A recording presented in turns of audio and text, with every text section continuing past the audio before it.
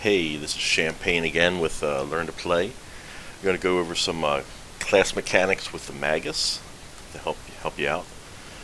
It's more like pretty much just going over the three different horrors that you get. In this video, I'm also going to be explaining to you what the comparison is between the horrors and the turrets of the engineers. Something that when you play a Magus, you really need to pay attention to because he is basically your mirror. And the distance that you can get on him is the same distance that he can get on you, depending on which turret or horror you have out. So real quick, you have three simple horrors. You have your pink horror that you'll get probably like level 3. Level, I want to say 5 or 6, you'll get the blue horror. And then at level 9, you will get or 8, you will get the flamer horror. So, unlike the turrets are the gun turret, the flamer turret, and the bombardment turret. The flamer horror is not the same as the flamer turret. The flamer horror is the equivalent of the bombardment turret. So to give you a quick understanding, we're only level 9. I'm in Trace, I'm at a PQ. I'm just giving you a quick view here. So here we go. So you have your pink horror. If you ever have your pink horror out, I know what it says in there, what it states in the tooltip. You get stacks as you stand next to it. They're right here, your unholy empowerment. It build up to a 40% damage increase. What it does not show you is it doesn't show you that you also get a range increase of your abilities. Up to 25%. As it builds in stacks, you also build in range. So your flickering red fire is usually a 100 foot, but while you're standing at full stacks next to your pink horror, you can see that it's 125 feet, which gives you that increased distance on your target. Again, the only thing that can match that is the engineer. And now the engineer, your pink horror is the same equivalent as their gun turret. And you'll know which one the gun turret is if you're not hovering over it. It's the disc on a tripod that has several gun barrels going around the outside of the disc. If you see him with the gun turret out and he's near the gun turret, then he can also hit 125 feet. So if he's in range of you hitting him, you're also in range of him hitting you. Also, something that you want to pay attention to also is taking out the gun turret. That hinders the engineer greatly also. A lot of times you'll see him drop the turret and they'll run away. And then they'll use the turret to go ahead and attack things. Shoot at the turret, and then that'll decrease his range again and his damage output. Also, the radius in which you can stand near the pink turret is small. So as you can see, I still have the stack and I still have the increase in range. To give you an idea, so we're at 125 feet here from the target, and then if you didn't have this, you lose your stacks and you would have to stand all the way up here to hit your target. So we'll have the target, we'll have the pink again, and then we'll let it build up its stacks, and we'll let you see how far away you can get before numbers start to go down. So this is too far away from it. Back over here, and it builds back up. So that's about how far you get to stand away from your turret, which is probably about the 25 feet that you get an increased range. That's pretty much the pink turret and the pink flame horror and the gun turret of the engineer.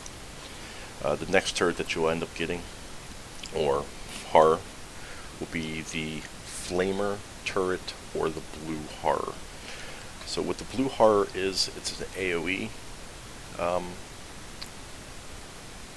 horror. Same thing with the flamer turret. Right now it's just going to shoot out in front of it a spell, but then it'll build up where it'll end up doing an AoE all the way around targets. What it also does is it increases the radius and the damage output of your AoE attacks. It doesn't say that, but it does. So at this low of a level, pretty much what you're going to end up using the blue horror for. Also, it has the same distance that you can stand away as the pink horror for keeping your stacks.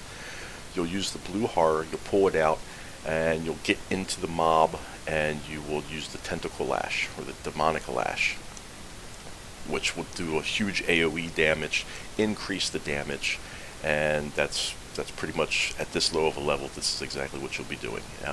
Engineers, if you see them pull out a flame turret and then run into you, they'll start shotgunning or blunderbusting. So you'll see like the big smoke ball and boosh, boosh, boosh. Yeah, sound effects, yay. But yeah, so you get the same thing. You don't get to move that far away. However, it drastically decreases the range of your abilities also by 40%. So you'll see that the flickering red fire now only shoots at 60 feet instead of 100 feet. But you get that bigger AoE blast going in there. It also protects you from AoE damage. Again, it's not written in any of the tooltips. It was brought up as one of the patches. There's a patch note. You can find that on the forums. So, again, you have to stay near it. So, you see your party or your group running into a group, and then you run in, you redeploy it, and then you just AoE it. I usually throw Glean Magic at this low of a level, so that way you're stripping the spiritual resistance of your enemies, and then all your AoE damage is spiritual, all your single target is elemental. And then your third and last one is the Flamer. It's actually overlooked. A lot of people do overlook it. A lot of people love it because it looks cool. This is a ranged AoE. It does a lot of great things. This is a great scenario play horror. It's the same as the bombardment turret of the engineer. So it'll shoot at the target later. Right now it'll just shoot at the target at like 65 feet. But later it'll hit a target and do some AoE damage. And what it really allows you to do is it allows you to throw your, I'm going to call them grenades, because I've played an engineer before I played a Magus. It allows you to throw your grenades while moving. At this low of a level, these are your grenade equivalents right here. The Rending Wind, 1 second cast, no cooldown, 65 feet, and your Glean Magic, insta cast, no cooldown. So this Glean Magic is equivalent to the Acid Bomb, where it hits the target, does a splash of acid, green goo, and it reduces your corporeal damage, where this reduces your target's spiritual damage, because again, all your AoE is spiritual. And then this is the equivalent of the Fire Bomb. 1 second cast time, does corporeal damage for the engineer, for you it does spiritual damage, but it has that 1 second cast time. Only with the Flamer turret can you cast it while moving.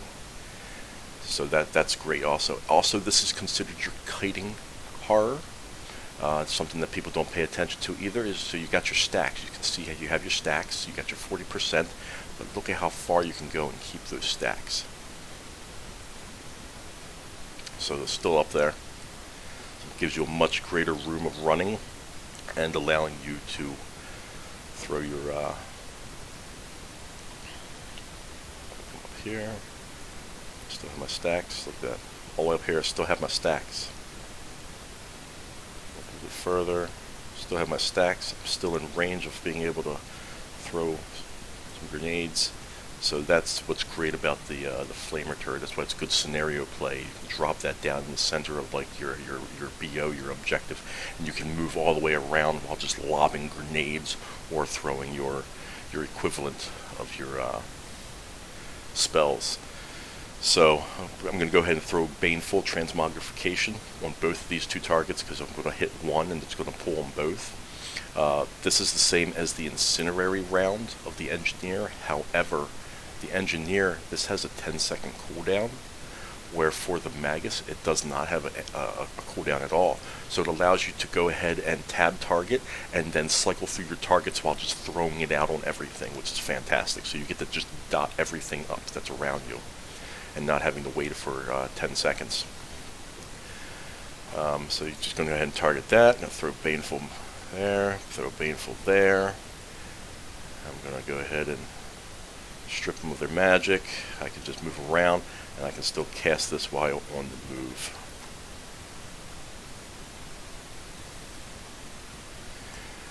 Without the Flame Horror, you cannot cast this while moving. And like I said, you get much larger radius, and you can still keep your stacks. So I'm hoping that that was beneficial for you. So what I end up doing is, if I can sit in one space for a while and shoot at things, I'm in a warband or I'm in a scenario where it's more like you're holding your ground, I'll pull out the pink heart, you'll stand near it, you'll build your stacks up, you'll get your increase in range. Your Bolt of Change, it's great for the Bolt of Change, which is in the left tree. Let's go ahead and take a look at that. So you're in the Havoc, Path of Havoc, you get your Bolt of Change. If you notice there, it says range 188 feet. It's 150 foot naturally with an increase of 25%, which gives you 188 foot. This is the equivalent of the Engineer's Snipe. So you get a 3-second cast, 10-second cooldown. There's the Bitterstone Thunderers. Those are, it's a war band of dwarves that play engineers. And what they do is they call their targets, and they all hit the same target at the same time. So you end up like 20 engineers going 3, 2, 1 snipe. And then they all just launch a volley of bullets at their target and just pop them. Full health down to nothing in one hit. In one, what would that be? One time stamp. That's what they're trying to do. They're trying to force all that damage into one time stamp. But yeah, so that's what the pink heart is for. So it's for that extra range. So you got your allies in between you and the targets. You would pull out your pink heart. You would try to hit your bright wizards and your shadow warriors. You see an engineer, you want to take out the turret or the engineer. If the engineer's too far away, take out his turret, man. Throw the Bane from Transmogrification on the turret, and then go ahead and hit it with a couple flickering fire fairies. Flickering red fires. And so that way you end up hindering him. And then if you see that your group is either rushing in or they're coming at you, but you still have a good amount of allies, then that's when you would definitely switch over to your blue horror. Maybe run in there with them, redeploy it, because you get this resummon. It's also redeploy. Make sure that's fantastic. So it whips it back up here with you, and then you throw your glean magic, and then you just go to town with your AoEs. You just whip it, and your whole party will get a bonus to their defenses against AoE attacks. I don't remember to mention that. So this horror allows you to gain resistance against AoE attacks, which is fantastic also. Again, it's not in any of the tooltips, but it is in the patch notes. And then if you've got more than enough, I'm going to call them grenades. I guess maybe it would be considered a path of changing abilities. Then you definitely pull out your flamer, allowing you to move around. Again, like I said, it's a great scenario horror, because you're in a small group. Your whole group needs to move. A lot of people think that the Magus and the Engineer are not mobile. They are totally mobile. With this horror, you got to use this horror, and this will, again, like I said, you clean the magic, you baneful transmogrification, and then you Renwind the crap out of everything. And then you saw how far you can go. I mean, you get this huge radius where you get to still keep, losing it. So if you lose some, you still get to keep it, but you don't gain. You don't gain unless you're close. So you gain, get up to your 8, and then you can just run around, and you still get to keep it, and you get to throw your your path of changing abilities while moving. I mean, it's great. And again, like I said, for kiting, so you got something on you that's kiting you, you're running away, you got to know how far you can go, you resummon, you get to keep your stacks, and you get to continue to move. You run around a little bit, do some circles around them,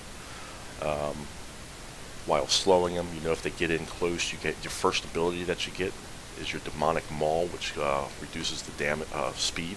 So I mean, just right out of the gate, you get to start with a slow.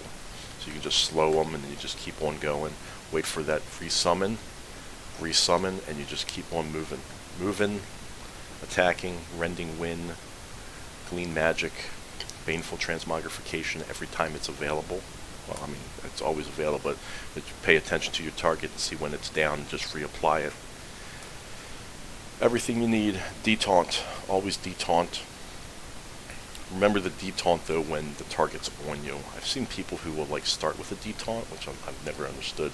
So you'll see them like, this is a melee class, so they'll like throw baneful transmogrification on them, and then they'll detaunt them, and it's like, I mean, still got a ways to go to catch up to you.